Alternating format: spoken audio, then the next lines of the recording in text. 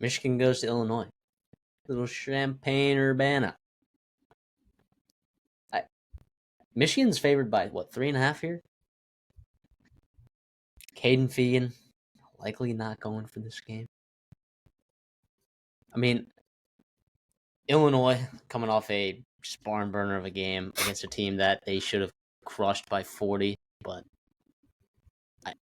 whatever happened. Michigan not playing great. Did they have a bye last week? They had a bye after losing to Washington. After getting smacked by Washington. So Michigan hasn't looked good. They are still just how they don't have a quarterback. I'll just never understand. Listen, I think I upgraded Michigan after losing. After even losing, I upgraded their offense and I guess their team in general, especially against teams that maybe can't take advantage of the way that Jed Fish and Will Rogers looked and those receivers that Washington had. I think Michigan has a very, very narrow way to win, right? And that's not no newsflash. That's not crazy analysis. It's just the reality. They play great defense when they can against mediocre to bad offenses. Because that's just the way college football is right now, where if you have a good offense, an elite offense, you can scheme things up. You can make defenses look worse than they really are. But I think Tuttle, he looked better, right?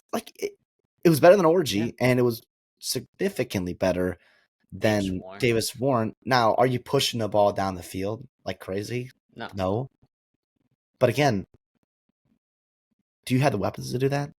Do you have the scheme? Have you shown anything to be able to do that? No. Aside from, but let me ask you this though. Aside from forcing turnovers, how impressed have you been though with the secondary for Michigan? I just think they ran into it. Well, 2 games I think that they've struggled in defensively, like with their secondary is USC. And by the way, USC has got 4 freaky receivers and obviously really talented play caller, a good running back, and obviously Miller Moss, who's a really good quarterback. And then Washington too, man. Jed Fish, what he's done. Not Texas as well. Oh, I'm not even. What Fresno State did to them. I'm just saying. Yeah, you know what? I'll give you that. My point is against elite teams, elite offenses or schemes. I thought the secondary was going to be really good. I thought it was going to be nuclear, and it just hasn't been for me. And Luke Altmaier has been awesome this year. And those weapons, Pat Bryant and Zachary Franklin, are so good.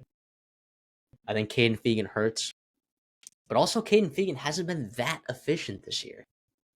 Right? I think I'm going to take Illinois here. I'll take him plus 3.5. I'll also take him to win at home.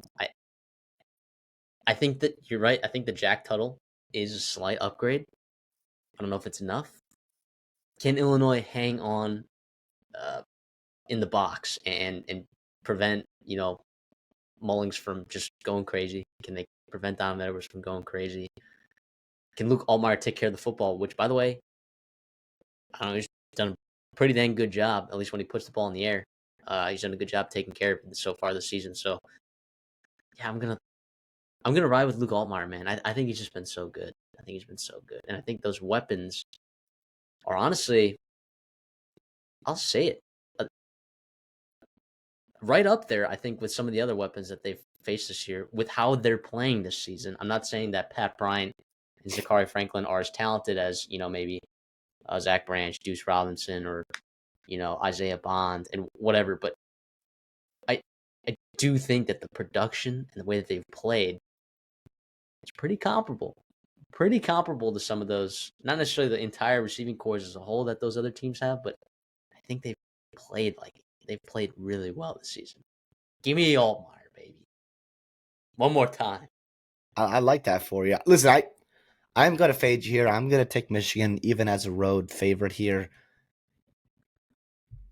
The only thing that scares me is, and what gives me confidence in Illinois, which almost made me take them, was the way and how well they played, not only against Nebraska, but on the road against Nebraska. Against, we think, a really good defensive line there in front 7, and their offensive line held pat. Luke Altmaier was incredible.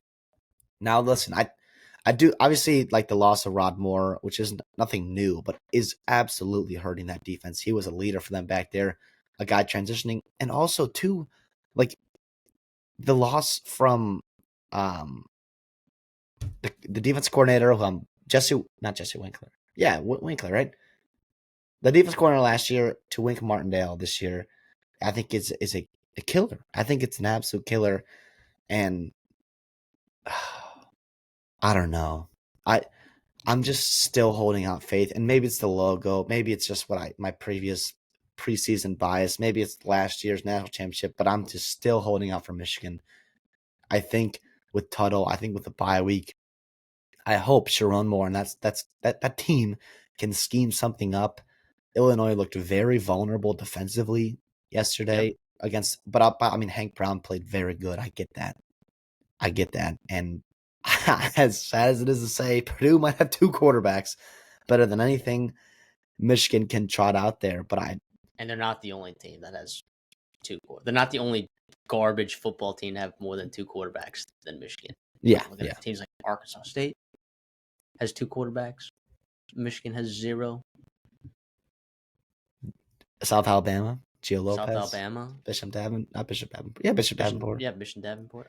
There's some not good football teams out there that have way more quarterback options than freaking Michigan does. But by the way, we talked about Sorsby in that Cincinnati video. Cincinnati against Arizona State, so check that out if you're watching this individual cut up. But wouldn't Michigan love to have Brendan Sorsby? A lot of teams would. Michigan would absolutely love to. Yeah, I think they would probably only be a one-loss team at this point, and maybe would have competed against Texas. Yeah, for sure. So yeah, for whatever reason, like it's just a vibes thing right now for me. Illinois has not impressed me recently, right? Just really haven't. Defensively, sure. And yeah, and I don't know how good Penn State is. I really don't know how good they are. No, I know they're better than Illinois and probably better than Michigan for sure, but impressive comeback win. Yeah, definitely. So I don't know. I go Michigan very reluctantly. I'm not touching this with a 10-foot pole. I think Champaign, which we don't talk about as being a good environment or a difference-making environment in college football, it's because they don't have a ton of reason to either. Like this team, when their team is good, when they have meaningful games, they really get up for that, and it's going to be a good environment there for sure. I'll go Michigan here. Jack Tuttle has to be a difference maker. Not like a difference maker, but like make a difference from what it's been. Like he doesn't have to be this elite showstopper, exciting plays, being this, putting the ball in tight windows, 45 passing attempts. But he has to not turn the ball over. He has to convert on third down when he's asked.